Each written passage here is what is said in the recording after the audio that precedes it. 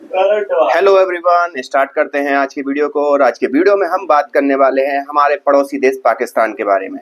और पाकिस्तान के बारे में बात करना भी बनता है क्योंकि आपने कई बार इस प्रकार की रिपोर्ट निकलते हुए देखी होंगी पाकिस्तान से कि पाकिस्तान ने कई हिंदू लड़कियों का अपहरण करके उन्हें जबरन निकाह करके धर्मांतरण कराया गया, कई क्रिश्चियन लड़कियों का धर्मांतरण कराया गया। और एक प्रकार से अगर कहा जाए तो जितने भी अल्पसंख्यक हैं पाकिस्तान के अंदर खतरे में हैं। और इससे एक प्रकार का डेटा ये भी निकल कर सामने आता है कि जो 14% हिंदू थे पाकिस्तान में जब पाकिस्तान बना था, आज की डेट में लगभग 1.6% रह गए हैं।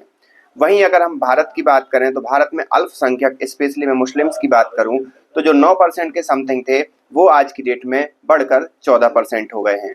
तो ये कहीं ना कहीं भारत में उनकी वृद्धि हुई है, लेकिन पाकिस्तान के अंदर जो अल्पसंख्यक हैं उनकी कम, एक प्रकार से उनकी जनसंख्या घटी है।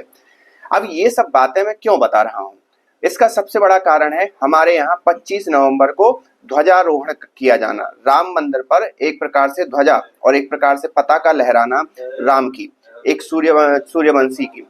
तो जब ये ध्वजा लहराई गई प्राइम मिनिस्टर मोदी के द्वारा, तो पाकिस्तान का ऑफिशियल जो फॉरेन मिनिस्ट्री है उनके हैंडल ने एक लेटर जारी किया और उसमें कहा कि भारत के अंदर जो अल्पसंख्यकों के अधिकारों को दबाया जा रहा है, अल्पसंख्यकों के धार्मिक अधिकारों को छीना जा रहा है या उनको दमन किया जा रहा है संस्थाओं के द्वारा। तो संस्थाओं के द्वारा मतलब उनका कहने का मतलब था सुप्रीम कोर्ट और अदर सेशन कोर्ट। तो इन सारी चीजों को एक प्रकार से इंटरनेशनलाइज करने के लिए पाकिस्तान ने वो वक्तव्य या वो लेटर जारी किया और साथ ही साथ ये कहा कि जो उनके धार्मिक स्थल हैं उनको भी तहस नहस किया जा रहा है और उनका स्वरूप बदला जा रहा है। ये सारा लेक्चर दिया गया और साथ ही साथ उसने ये भी कहा कि इंटरनेशनल कम्युनिटी और यूएन से वो आग्रह करते हैं कि ये चीज एक इंटरनेशनलाइज किया जाए कि भारत ने राम मंदिर बनाया है और साथ ही साथ भारत में बढ़ते हुए इस्लामोफोबिया को भी एड्रेस किया जाए। तो ये पाकिस्तान का एक मंतव्य था, एक पाकिस्तान का वक्तव्य था। लेकिन अगर हम बात करें कि आखिरकार वास्तविकता में इस्लामोफोबिया कहाँ नहीं है, आप यूरोप में चले जाओ वहां पर भी इस्लामोफोबिया है, आप इंडिया में चले जाओ तो वहां पर भी इस्लामोफोबिया और हिंदू फोबिया दोनों ही देखने को मिलता है, और अमेरिका में चले जाओ तो वहां हिंदू फोबिया इस्लामोफोबिया दोनों ही देखने को मिलता है। तो ये सारी चीजें आप जब देखोगे तो अलग अलग राष्ट्रों में हैं, लेकिन इस्लामोफोबिया का जो परसेंटेज है वो ज्यादा क्यों है?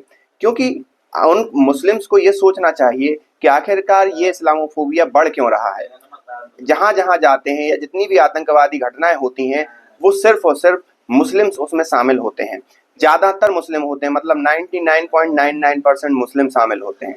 तो किसी भी आतंकवादी या किसी भी ऐसी व्यवस्था को कोई अपने देश में क्यों जगह देना चाहेगा या कोई अपने देश में इस प्रकार की चीजों को क्यों बढ़ाना चाहेगा जो कि आतंकवादी गतिविधियों में संलिप्त हो। हाल ही में आपने देखा जब भारत के अंदर लाल किले के अंदर जब आतंकवादी घटना हुई तो उसमें बड़े बड़े जो एलिट लोग जिन्हें हम सभ्य समझते हैं, जिन्हें हम पढ़े लिखे हुए समझते हैं, वो भी उस चीज में आए और उसमें डॉक्टर भी आए और कहीं ना कहीं बहुत एक्सपीरियंस डॉक्टर निकल कर सामने आए। तो सीधी सी बात है उन पर शक होना लाजमी हो जाता है और यही कारण है कि इन सब चीजों पर इस्लामोफोबिया बढ़ रहा है। रही बात अधिकारों की सुरक्षा की, तो भारत में जितना मुस्लिम एक प्रकार से संरक्षण और सुरक्षित महसूस करता है उतना पाकिस्तान में नहीं करता। पाकिस्तान में उसकी आर्थिक तंगी हालत खराब है, आर्थिक हालत खराब है। साथ ही साथ अगर आप भारत के मुसलमानों को देखें तो वो स्वतंत्र है और आर्थिक रूप से सक्षम भी है। तो ये सारी चीजें हैं, भारत ने उसका कड़ी पुरजोर विरोध किया और भारत ने कहा कि पाकिस्तान भी अपनी चीजों को पहले देखे, ना कि एक प्रकार से भारत के अंदर क्या हो रहा है उसको देखे, और भारत में अल्पसंख्यक सुरक्षित और समृद्ध हैं। इस बारे में आप क्या समझते हैं, आप हमें कमेंट करके बताइए। लेकिन भारत में हो रही घटनाओं को पाकिस्तान अगर इस प्रकार से हवा दे रहा है तो कहीं ना कहीं वो कुछ जो उसके पाकिस्तान के जो समर्थक हैं उनको इंटेंसिफाई या उनको भड़काने का प्रयास भी हो सकता है कर रहा हो। तो ये सारा वीडियो था इन सब चीजों के बारे में कि ध्वजा पताका यहाँ लहराई गई और धमाका वहां हुआ। तो आप इस बारे में क्या सोचते हैं, आप कमेंट करके बताइए। मिलते हैं नेक्स्ट वीडियो में, तब तक के लिए थैंक यू।